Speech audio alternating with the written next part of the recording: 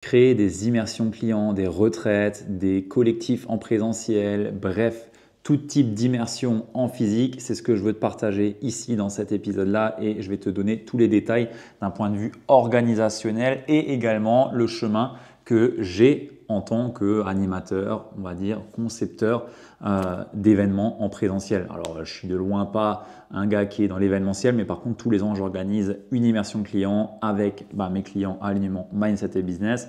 Et j'ai envie de te partager un petit peu les dessous de la scène, l'envers du décor. Comment est-ce qu'on réfléchit un événement?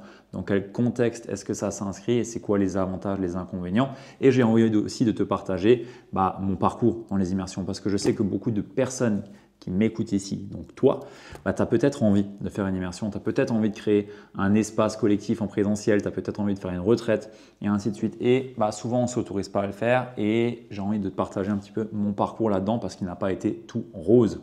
Ça fait maintenant,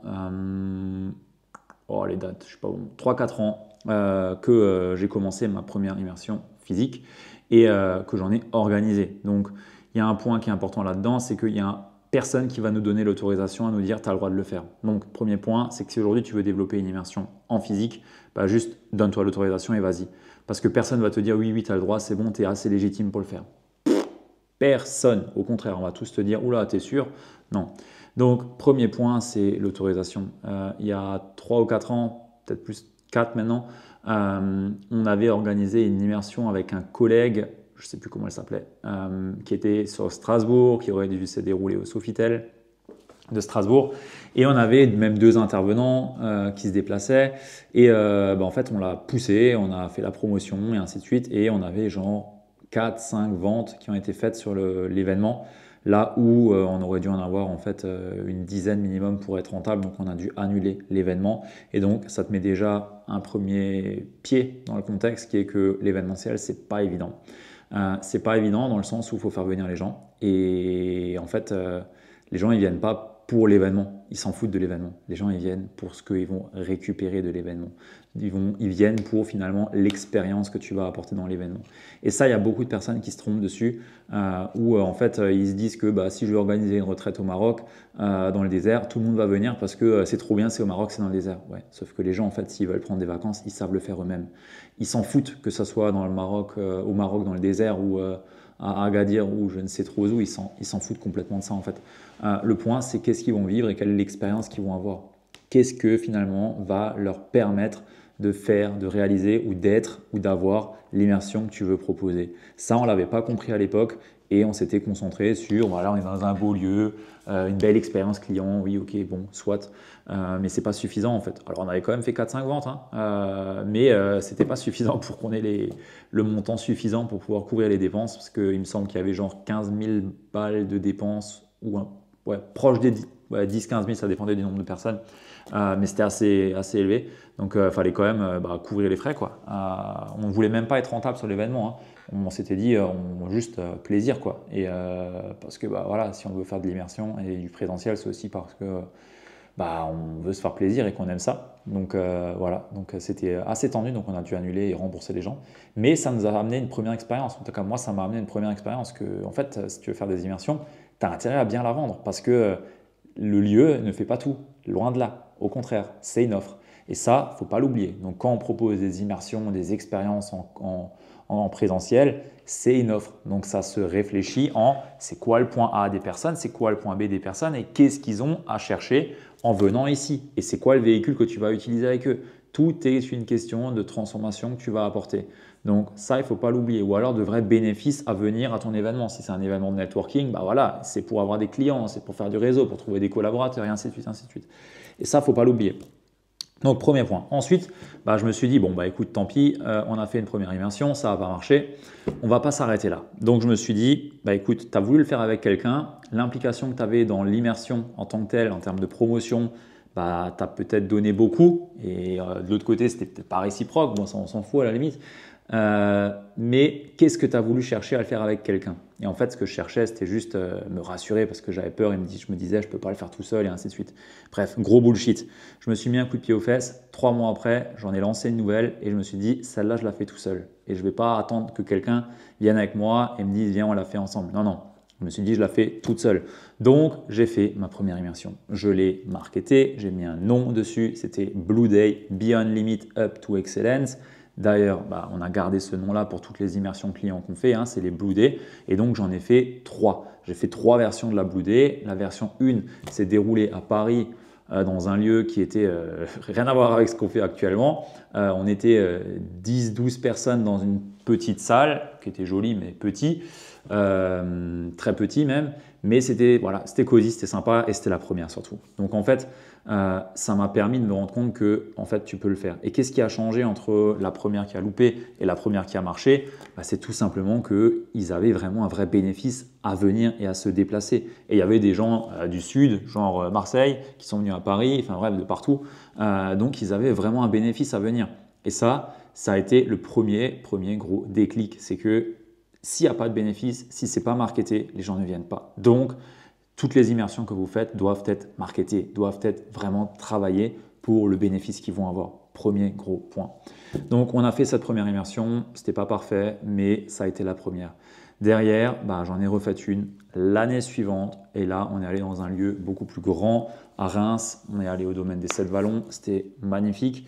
On était une quinzaine aussi et le lieu était complètement différent, l'énergie complètement différente et c'était très bien. Et puis là, l'année suivante, donc la version 3, donc la 3e immersion de la Blue Day, c'était également à Reims, au même endroit, mais là on était 30. Et là il y avait du monde. Là, c'était vraiment puissant. Mais pour le coup, c'était très challengeant parce que 30 personnes, ça fait du monde, quoi. Donc, quand tu es un introverti comme moi, il faut gérer et il faut tenir. Donc, c'était assez challengeant, mais c'était une expérience incroyable. Donc, ça, c'est un peu le parcours. Et juste pour te poser le contexte que la première immersion que tu vas faire, il y a de très fortes chances que ça soit un loupé, un gros raté. La deuxième, il y a de très fortes chances qu'il y ait très peu de monde. Et en fait, c'est au plus tu fais des événements, au plus tu en proposes, au plus tu comprends ce que les gens veulent, au plus les gens vont venir parce que tu vas vraiment pouvoir affiner et ça, c'est hyper important. Et ça, il ne faut pas l'oublier. Je vois des personnes qui lancent une immersion et qui, parce qu'ils n'ont pas réussi à la remplir, abandonnent de suite.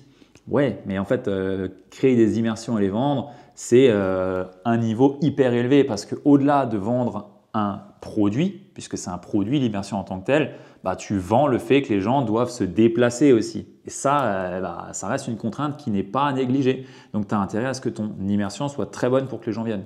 Voilà, donc ça, c'est juste une petite parenthèse. Donc, concrètement, les immersions, comment est-ce qu'on fait pour tout simplement les organiser? On part du principe déjà de « j'ai envie d'en faire ». Point. Si j'ai envie d'en faire une, j'en fais une, point. Et on ne se met pas de limite à se dire « ouais, mais je ne peux pas encore, machin, nanana ». Non, ça, c'est du bullshit. Si tu veux faire des immersions, fais des immersions. Écoute ton cœur et vas-y. Si tu veux le faire, ça ne sera peut-être pas la première qui va marcher, mais peut-être la seconde, peut-être la troisième. Et on commence tous par des petites salles, des petites immersions, entre guillemets. Personne n'a démarré ses séminaires ou ses immersions avec 5000 personnes devant lui. Personne. Tu prends n'importe quel conférencier, n'importe quelle personne qui anime des retraites ou quoi, il a commencé, ils étaient 2, 3, 5, 10, 15 dans une pièce, pas plus, pas plus. Et il y a même, c'était Geoffrey qui avait une fois partagé ça, là, Robert Savoie, j'étais allé voir en conférence une fois. Ce gars, il fait 2000 ou 3000 conférences, il a déjà fait aussi, ce n'est plus. En gros, c'est son métier, quoi, et il fait que ça. Et il avait organisé une tournée, et dans une de ces tournées, un mec qui fait 3-4 000 conférences depuis toujours, en fait, hein, vu que c'est son job, il s'est retrouvé avec une salle qui était vide. Il n'y avait personne. Alors que il remplit d'habitude, je sais pas moi, 150, 200 personnes minimum par salle. Là, il n'y avait personne. Donc, même quand tu as de l'expérience, que tu es connu pour ce que tu fais, reconnu pour ce que tu fais, il y a de très fortes chances que ça ne marche pas. Et ça, il ne faut pas l'oublier. Même les meilleurs ne remplissent pas leur salle des fois. Et ça, il faut juste en être conscient. Parce que des fois, on a des attentes qui sont juste irréalistes, du genre, je commence, je suis personne, je lance ma première immersion et j'ai 20 places et j'espère que les 20 viennent. Ça, je peux déjà te dire que c'est mort, hein. Laisse de côté, ça ne marchera pas. Hein. En tout cas, c'est pas que ça ne marche pas parce que ça peut marcher, mais je veux dire, ça reste une anomalie de marché si tu arrives à remplir ça alors que tu n'es personne, tu n'as pas d'audience, tu n'as jamais rien lancé et tu lances une immersion comme ça et tu la mets sur les sites d'événementiel et ça reste de la chance, on va le dire comme ça. Donc voilà, ça, être réaliste par rapport aux attentes, c'est important et surtout ne pas Ne pas se dire que si je loupe une immersion ou j'en rate ou que la première ne marche pas, que toutes ne vont pas marcher en fait. Non, en fait on a besoin de comprendre et d'itérer pour pouvoir avoir des choses qui fonctionnent et ça dans tout ce qu'on fait. Donc le premier point c'est s'autoriser, le deuxième point c'est tout simplement se demander quelle est la cible que j'ai pour cette immersion. Qu'est-ce que ces personnes vont vivre là-dedans? Quel est leur point de départ? Quel est le point d'arrivée? Et finalement, qu'est-ce que je vais faire comme activité, atelier entre le jour 1 et le dernier jour ou le début de la journée et la fin de la journée? Qu'est-ce que je vais devoir mettre en application? Qu'est-ce que je vais devoir leur partager ou faire comme exercice pour qu'ils aient tout simplement la transformation que je leur promets? Et ça, c'est en fonction de ce que tu vas tout simplement choisir comme immersion et en fonction de ta thématique aussi, hein, forcément.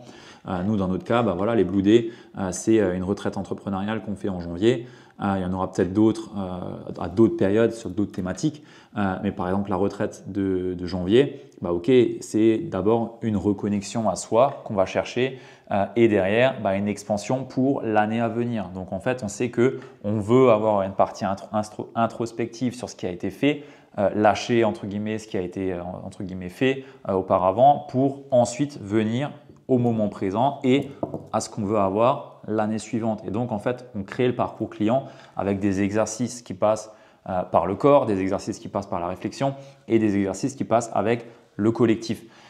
Et on construit l'immersion en fait autour de ça. Et chaque exercice qui est proposé doit entre guillemets amener au prochain ou alors avoir un lien avec le prochain pour passer du point A au point B et avoir les différents steps. Et en fait, ce n'est pas plus compliqué que ça. C'est vraiment réfléchir en termes de parcours client et d'expérience que la personne va vivre. Est-ce que c'est parfait? Non. Ça n'est pas, c'est jamais parfait parce que on expérimente, on teste et donc on s'ajuste. Et ça, il faut aussi l'avoir en tête. C'est que pendant une immersion ou pendant qu'on est sur le terrain, en fait, il y a des variables qu'on ne contrôle pas. Le temps, l'humeur, l'énergie, toutes ces choses-là, va falloir composer avec. Et donc, quand on crée des immersions, il faut toujours avoir une petite marge de sécu pour pouvoir changer les choses rapidement ou s'ajuster en fonction de ce qui se passe. Voilà, il n'y a aucune immersion qui est tactée et tout se déroule comme du papier à musique. Non, ça c'est utopiste. Et ça, il faut aussi le prendre en considération dans la planification. Donc l'immersion, on la réfléchit vraiment comme une offre transformationnelle avec un parcours client qui nous permet de passer du point A au point B. Et quand on fait ça, ça se passe très bien. Maintenant, après vient la question du lieu en fait. Le lieu, moi ce que je te recommande de faire, c'est de prendre un lieu où toi tu es bien. J'habite en Alsace, j'aurais pu faire mes immersions en Alsace, mais en fait, il n'y a rien qui me plaît. Il n'y a rien qui me plaît en fait. Et le seul lieu qui me plaît, je l'ai trouvé à Reims. Alors il y en a peut-être d'autres que je ne connais pas encore, mais en tout cas, celui-là qui me plaît, il est à Reims. Donc je vais à Reims et les gens viennent à Reims. Point. Si ce que tu as à proposer est suffisamment bon, les gens ils viennent. Ce n'est pas une question. Donc ça, il ne faut pas le négliger. Enfin, il faut le garder à l'esprit. C'est toi l'organisateur. C'est à toi de choisir où tu veux aller. Et si les gens perçoivent beaucoup plus de bénéfices que d'inconvénients à venir à ton immersion, ils viendront en fait. Et ça, t'en fais pas. C'est pas un problème. Par contre, si l'offre n'est pas bonne, ils viendront pas. Que ça soit à côté de chez eux ou à 150 ou 1500 km de chez eux. Ça ne changera rien. Ils viendront quand même pas. Donc voilà, c'est hyper important et on réfléchit toujours et on raisonne toujours comme ça. Ensuite vient la question de comment est-ce que je vais remplir les places? Parce que ça, c'est un vrai challenge. Comment remplir des places en présentiel? Alors, au début, moi, ce que je recommande de faire, sauf si c'est vraiment ton business model et que tu veux faire que de l'immersion, moi, ce que je recommande de faire si tu es dans l'accompagnement, c'est de partir de tes clients. Parce qu'eux, ils t'ont déjà fait confiance. Et s'ils t'ont déjà fait confiance, c'est facile de leur vendre une immersion ou de leur proposer une immersion. Et ça te permet d'avoir des premiers visuels, une première preuve sociale de ce que tu fais, d'avoir des clichés, des vidéos, des retours et ainsi de suite. Et ça va t'aider derrière à te lancer pour les prochaines immersions. Donc moi, ce que je te recommande vraiment, c'est plutôt que de te casser la tête à chercher à vendre des immersions si tu fais de l'accompagnement, si c'est si c'est vraiment ton business de faire de l'immersion, dans ce cas, ça ne te concerne pas. Mais si ce n'est pas ton business principal et que tu es dans l'accompagnement, que tu es coach ou thérapeute ou consultant dans l'accompagnement, il suffit de proposer l'immersion à tes clients et tu la rempliras sans problème. Et je vois des personnes qui sont dans l'accompagnement qui font l'erreur, à mon regard en tout cas, l'erreur de perdre des fois 1 mois et demi, 2 mois à vendre une immersion client, enfin à vendre une immersion, plutôt que de vendre leur accompagnement. Ce qui fait que, en fait, ils vont avoir un trou dans la trésor parce que ils ne vont pas vendre leur accompagnement et ils ne vont pas vendre non plus leur immersion parce que, en fait, ils n'ont pas encore l'autorité pour vendre ça, ils n'ont pas encore l'audience pour vendre ça, ils n'ont pas encore la crédibilité et ainsi de suite, ce qui fait que, en fait, ils vont pas forcément la vendre et ils vont devoir simplement galérer par la suite pour pouvoir récupérer la trésor qu'ils n'ont pas pu encaisser sur les 2 mois, par exemple, où ils ont fait le lancement de leur immersion. Et ça, je le vois très souvent dans des appels qu'on peut faire avec des prospects. C'est que voilà, ils ont voulu faire une immersion et souvent, je ne sais pas pourquoi vous allez tous là-bas, mais c'est au Maroc dans le désert. Et en fait, vous n'arrivez pas à les remplir. Oui, ok, mais le problème, c'est que l'effort marketing à mettre pour communiquer sur une immersion, qui n'est peut-être pas ton cœur de métier et ta source de revenus principale, en fait, l'effort que tu vas mettre là-dedans, il est tellement important que tu vas laisser de côté tout le reste. Et en fait, des fois même, tu t'en rends même pas compte que en fait, tu es en train de juste rentrer dans un mur parce que tu ne rentres pas de clients de l'autre côté. Et tu n'en rentres pas non plus pour l'immersion. Si tant est que l'immersion soit vraiment rentable pour toi, parce que aussi dit en parallèle, une immersion, c'est pas ce qu'il y a de plus rentable. Hein. Tu as quand même sacrément des frais à sortir pour pouvoir payer les infrastructures, les équipes s'il y a des équipes, et ainsi de suite, et ainsi de suite. Donc, entre guillemets, c'est pas le plus rentable, sauf si vraiment tu marges bien comme il faut, mais bien souvent, c'est pas le cas. Donc bon, ça, il faut aussi le garder à l'esprit.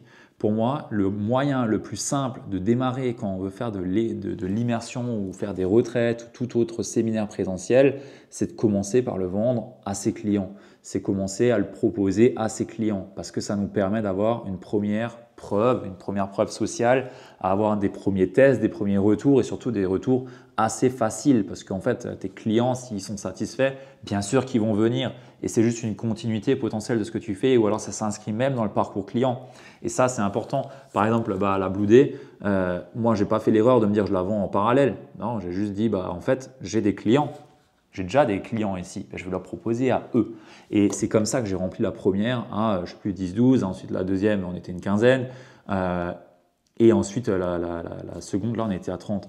Et la prochaine, on aura un problème parce qu'on ne fera pas plus que 30 personnes, c'est pas possible. En tout cas, sur le format retraite, on ne peut pas. Donc en fait, on aura trop de clients, et ça, je le sais déjà. Donc voilà, et du coup, on va devoir sélectionner sûrement, je ne sais pas trop comment on fera l'année prochaine, ou alors on en fera 2, je ne sais pas, mais bon, bref. Toujours est-il que au début, il faut aller vers le plus simple. Et le plus simple, c'est les gens qui te connaissent. Et je préfère 100%, je recommande à 100%, entre guillemets, de te concentrer sur faire rentrer des clients pour ton accompagnement et prévoir un séminaire présentiel ou une partie en présentiel dans le cadre de l'accompagnement plutôt que de vendre uniquement le présentiel. Parce que c'est beaucoup plus compliqué et tu vas te casser les dents là où vendre l'accompagnement, c'est beaucoup plus simple. Et vendre ensuite le présentiel ou alors le proposer gratuitement dans le cadre de l'accompagnement, c'est beaucoup plus simple que l'inverse. Et donc, on ne met pas la charrue avant les bœufs, on commence par ce qui est le plus simple. Donc, voilà ce que je te recommande si aujourd'hui tu veux faire des immersions clients pour tes clients et faire des immersions tout court, c'est tout simplement de partir de tes clients existants et de leur vendre à eux et de ne pas te casser la tête à vendre en extérieur parce que c'est vraiment très compliqué et toutes les personnes qui font du présentiel te le diront, remplir ces immersions, c'est pas le plus simple. Il y a tellement de facteurs et en fait, le fait de se déplacer, c'est une contrainte. Souvent, il y a des enfants. Alors, tu dis que tu le fais en week-end, mais voilà, c'est pas évident. C'est pas évident et c'est la raison pour laquelle je te suggère de suivre ce que je peux partager ici. Et puis voilà. Donc, écoute, je suis curieux de savoir si ça a pu te parler. Si c'est le cas, laisse-le moi savoir dans les commentaires. Et si tu as une question d'un point de vue organisationnel, gestion de projet ou quoi, parce que c'est une vraie gestion de projet, de faire des immersions clients, je te laisse m'écrire sur Instagram et j'y répondrai avec grand plaisir. Et si tu n'es pas encore abonné, je t'invite à le faire dès maintenant et à laisser un petit like. Allez, à très vite. Ciao.